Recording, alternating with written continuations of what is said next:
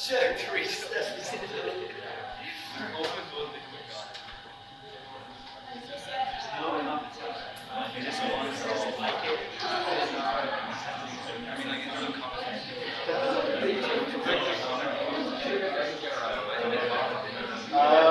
we kind of said, oh, okay.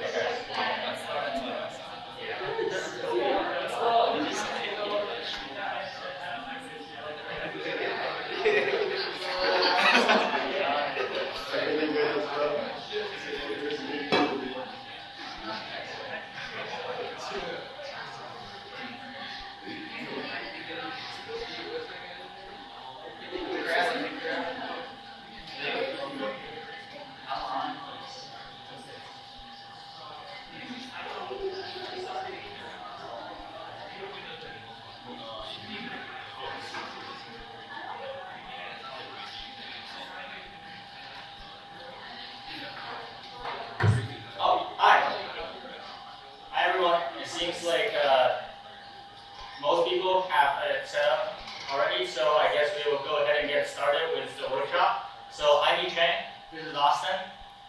We are representing the CS Club to give the third workshop in the Hack and See week of workshops.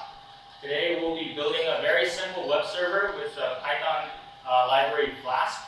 So it will be very introductory, very hands-on workshop. So I'm going to preface this workshop by saying, if you have built a web server before, most of the content will probably bore you, but it should be a good way for people to get started. It will be a very simple project with less than 50 lines of code. And our goal is for everyone to follow along and have a working web server at the end. Throughout the workshop, I will have periodic checkpoints where we will have a certain code that will run. And before I move on to the next step, I'll post a link to GitHub in this Google Doc that will be all the code we've written up to this point. So if you ever get lost, you can always revert to the last checkpoint, if you will. So Austin over here, and Nick, and Nikhil, and Armand will be helping you guys with anything. So if you have any question during the workshop, just raise your hand and one of them will try to come and help you as soon as possible. Cool? Alright. So I'm going to go ahead and get started. If you still have some setup issues, they will try to help you. But basically, today we're going to be learning about Flask. Flask is a very simple web framework in Python. So to start, we need to write some boilerplate code just to have everything working. So let's create this file called app.py. You should create this file with your favorite text editor, and not necessarily Vim or Nano. I'm going to use Nano because it's easy. But for everyone else, you should create this file with your favorite text editor, whatever that might be.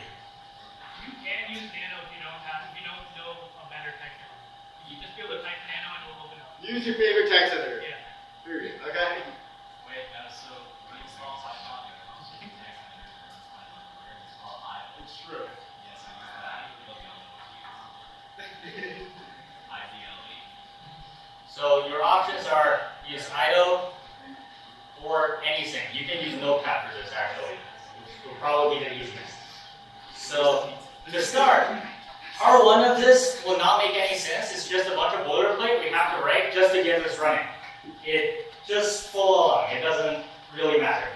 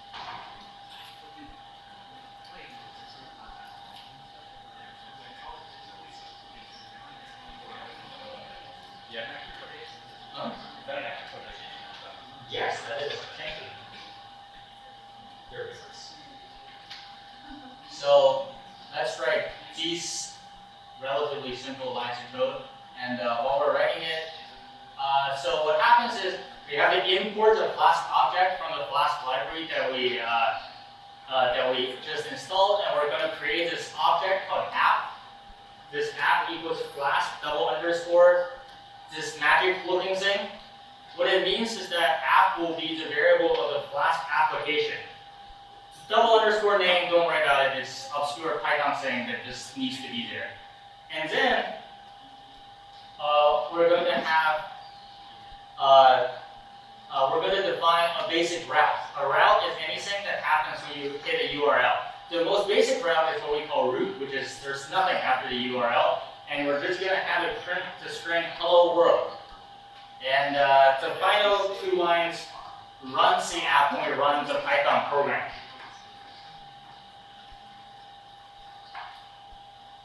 I will bring this back just a second. But to show how we would run this, you would type python 3 app.py.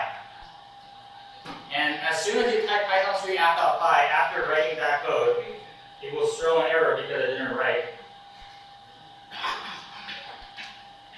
It should give these debug arguments. It will say serving, there will be a warning, don't worry about it, and it will say here running on HTTP this. And what you can do is just click on this link in your terminal if it works, and if it doesn't, just copy it from your terminal and open a web browser and paste it in, and you should see hello world.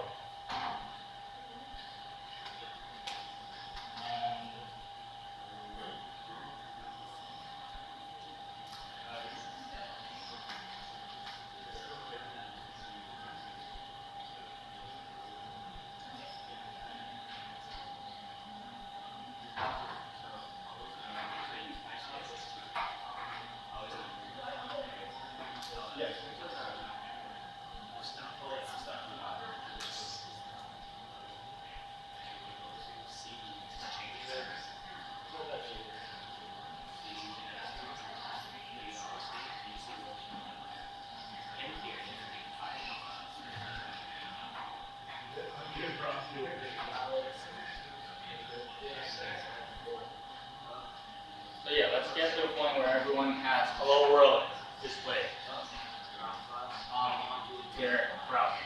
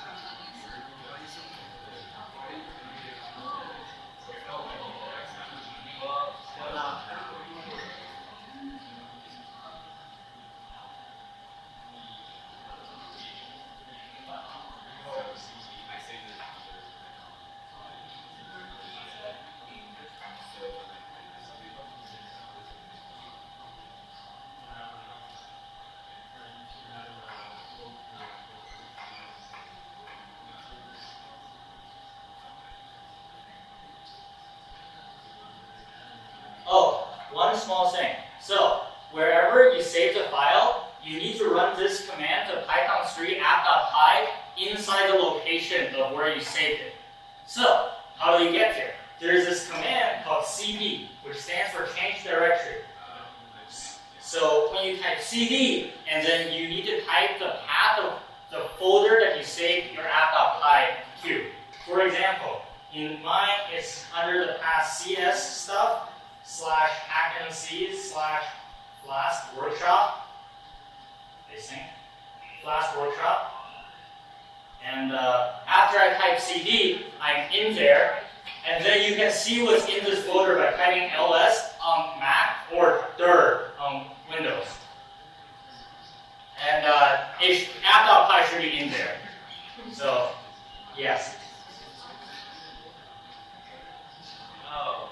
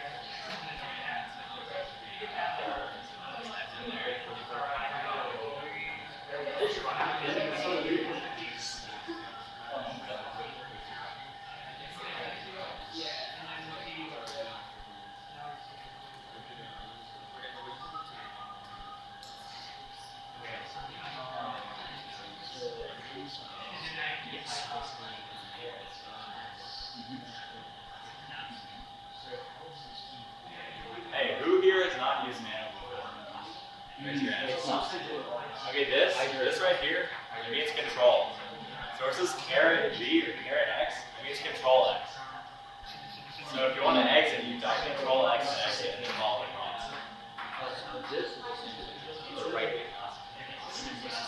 Yeah, it's supposed to be.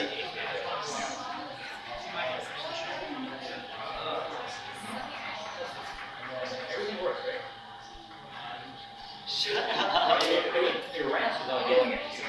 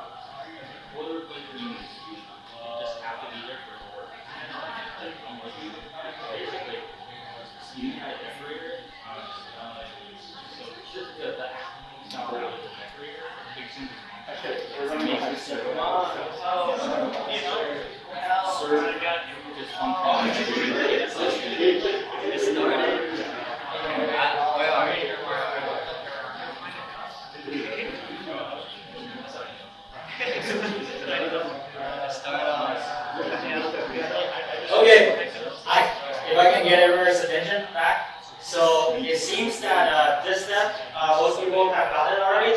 So next comes the more important, slightly conceptual part, which is what is a web server, right? We go to the website all the time. We have static website and then we have dynamic website. Static websites don't change. They serve a single web page for all eternity, regardless of who you are or where you go. Example of this is our website hackandc.com. So hackandc.com is a static website. It just serves this website to everyone, regardless of who you are. There are also websites called dynamic websites, which are sites like Facebook. Sites like Facebook will change based on when you can interact with Facebook, right? You will change how everyone else sees Facebook based on your post. You can change how your friends behave based on what you post to Facebook. So that is the point of a web server. A static website does not need a server. A dynamic website needs a server. Because the server stores this thing called a global state. It's something that is modifiable by every user. Everyone can submit a change to a global state that is then displayed to everyone. An example of this is, let's say we declare a variable here called x. So x is an integer. This is how you declare a variable in Python. We have an integer x that is equal to 0. Now, there are two jobs of a web server: to serve content to everyone and to allow people to modify. Let's first do the serving part. So to serve content, let's define this path as show.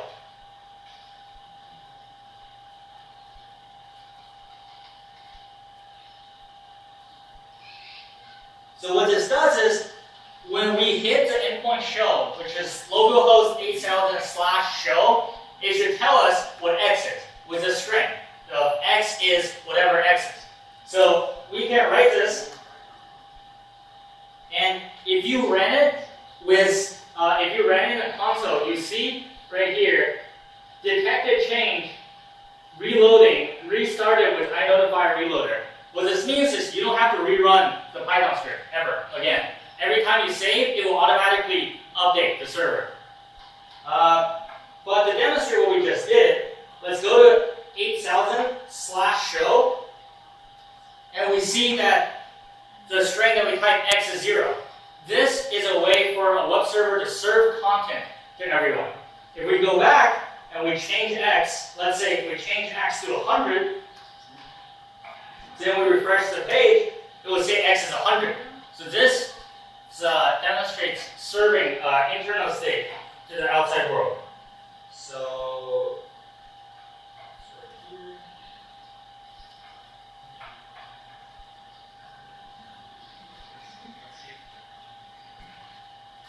That's the code. But this is boring. We want to be able to propose changes to the internal state. We want to have users interact with our web server. We want you to be able to post something on Facebook and have everyone else see it. So to modify the internal state, let's add this route called incr. INCR. INCR stands for increment.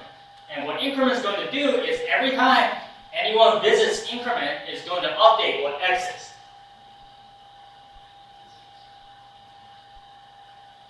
So first we have to get this X.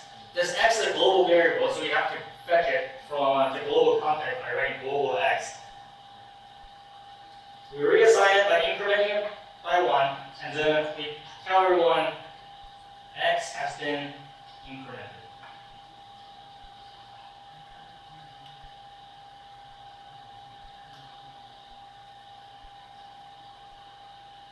So if you do this chain, now when we go to show, it still says 100, or whatever you decided X to be. If we go to incr, it says X has been incremented, and if we go back to show, it will say X is now 101. So this is the most basic way to change the internal state.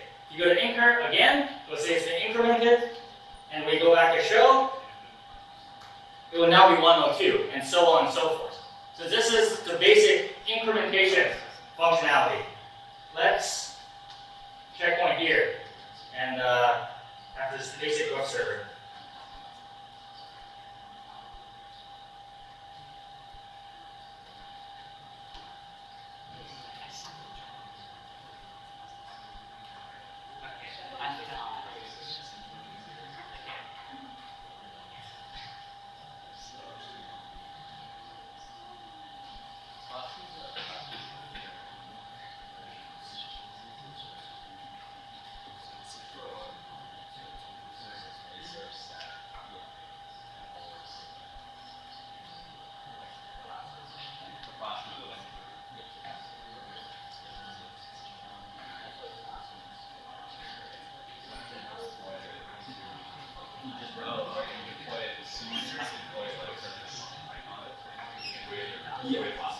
Yeah, you basically ran with exactly what we ran. Python. Not. It's meant for rapid development. It's like you see how fast it is to write. It's still decently built on the server, but it's very hard once you have content. It does complete it. It's not great. But checking it out, right. Flask is very good.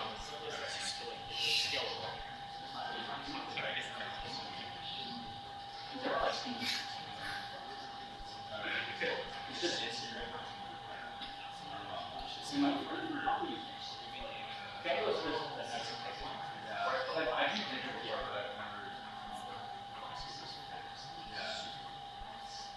Nothing. It comes with and these have how to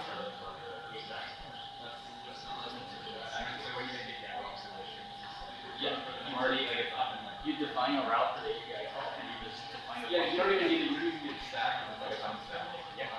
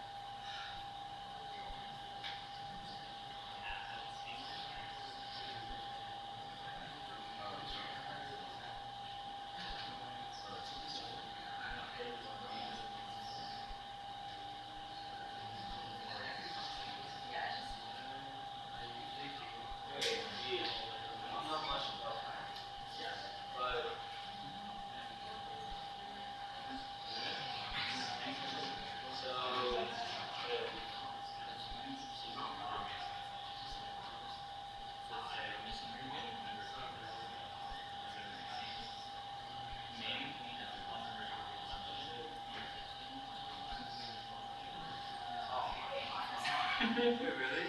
Oh, it's double underscore. Sorry. There we go. And also one more. Sorry. These words must be at the bottom. Wait, so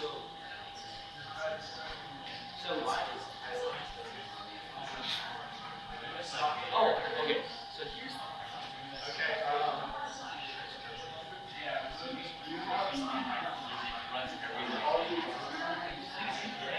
So this instance is failed when you didn't write the right stuff. It just doesn't execute this. When it's just like run, no.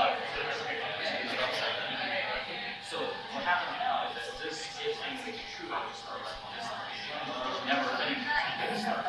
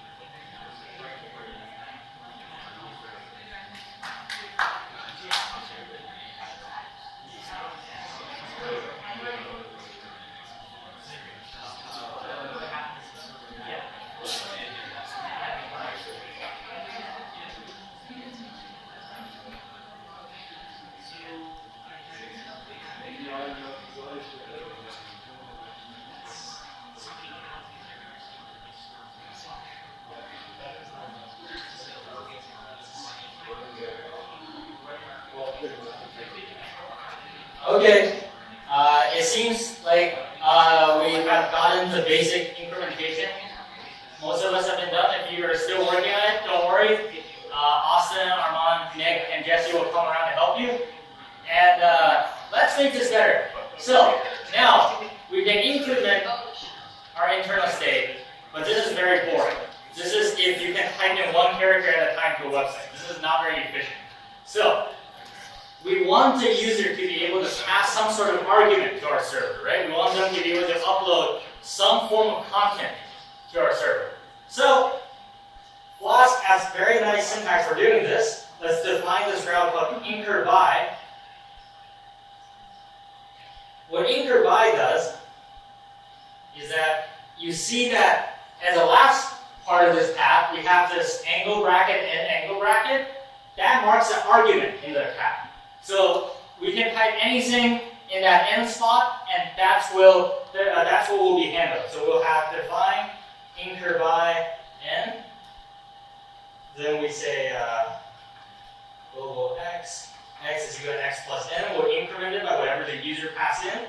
And then we say x has been incremented by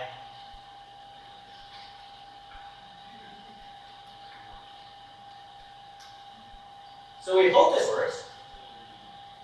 Let's try it. So it's 100 again because the server reset. Let's try anchor by 5. Oh no! This failed. This failed. It says type error, unsupported operation for addition, in and stir. So what happens is, as you can see, a stir stands for string, by the way. As you can see, we're passing this argument n through the URL. Flask has no idea what it is, right? We could have typed anchor by, instead of typing 5, we could have typed anchor by a random string, and it would give the same error because we didn't specify that we want this to be an integer. To specify a type restriction, we can specify the type before the variable. This is sort of a weird markdown language. It's a language inside a string that Flask interprets, but this is very nice because it allows you to limit what type of things the user can input into the URL. This is known as a URL argument. So now, after we type in the end, this should work, right? If we go back to this random string, it would say not found because the string was not the integer. But if we do anchor by 10, it would say x has been incremented by 10. And then if we go back to show, we'll see x is now 110. So anchor by.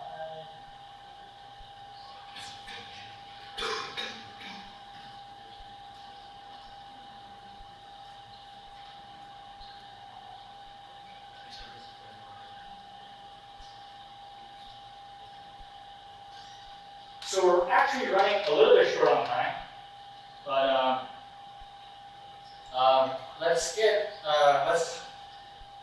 let's try to get anchor by working in approximately 5 minutes. Then we'll see.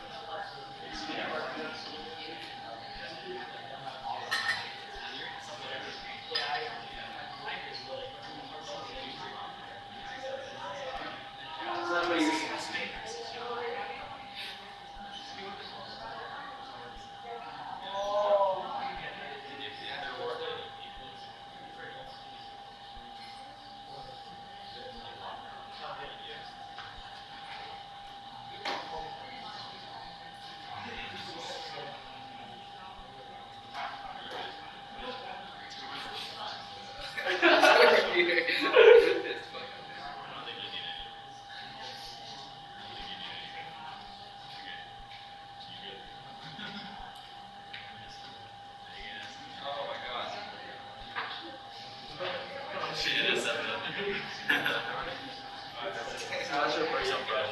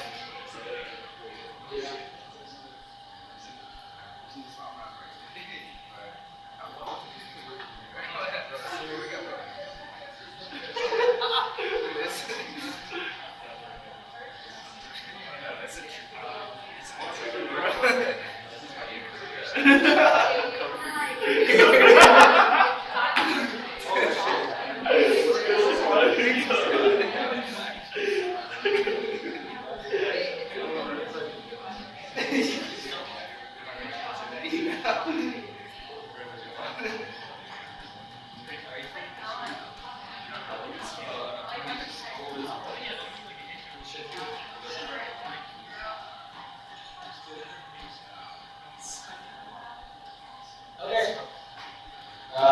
So since that we have improvise mostly done, so this gives you the basic functionality of how to interact with the internet, I guess. So now what we have is that we have some form of internal state, like X, and then we have some function that will display the internal state in some format, and we have some functions that will change the internal state. We can have more functions in similar manner. For example, we can have app.route decker to decrease it,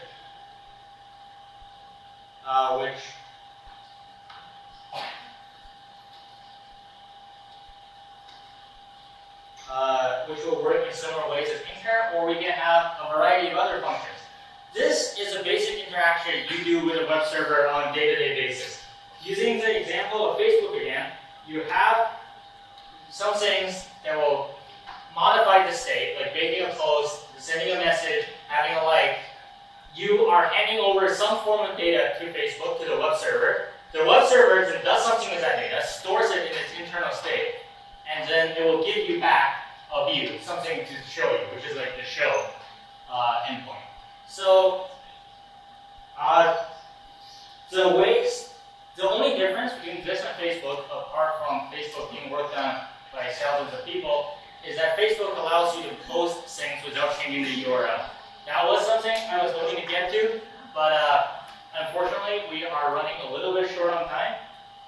But something you could do with this that I was going to show you was you actually have most of the skills needed for this.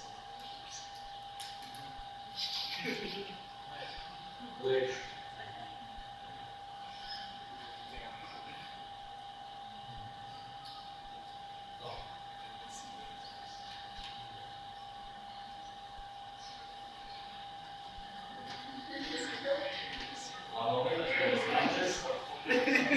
there we go.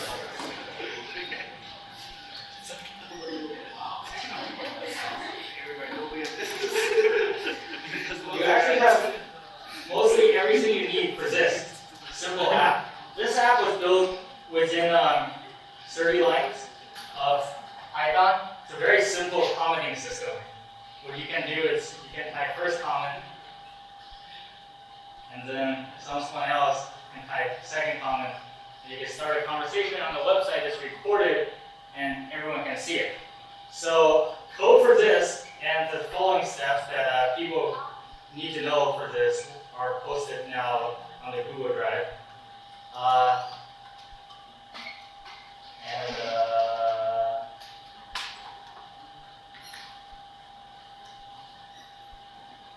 And the commenting system is this one, the final one. And if you want some starter code for the hackathon, these are pretty good examples of how to build a very simple web server in relatively quickly. Like if we see the code for the commenting system,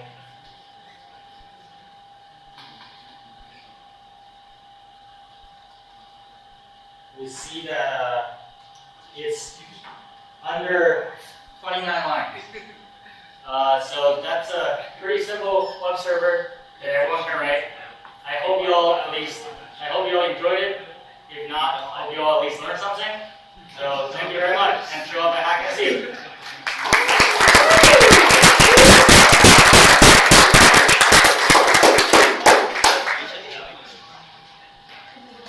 Thank you.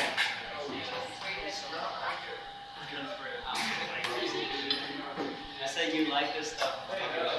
No, I'm not talking. That was kind of cool.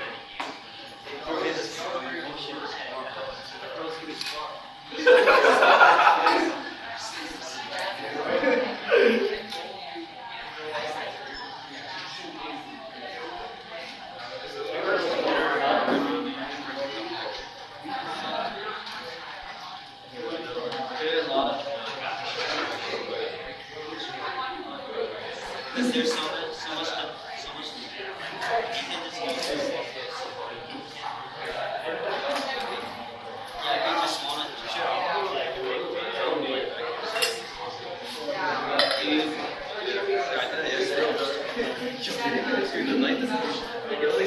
but like, there's a difference.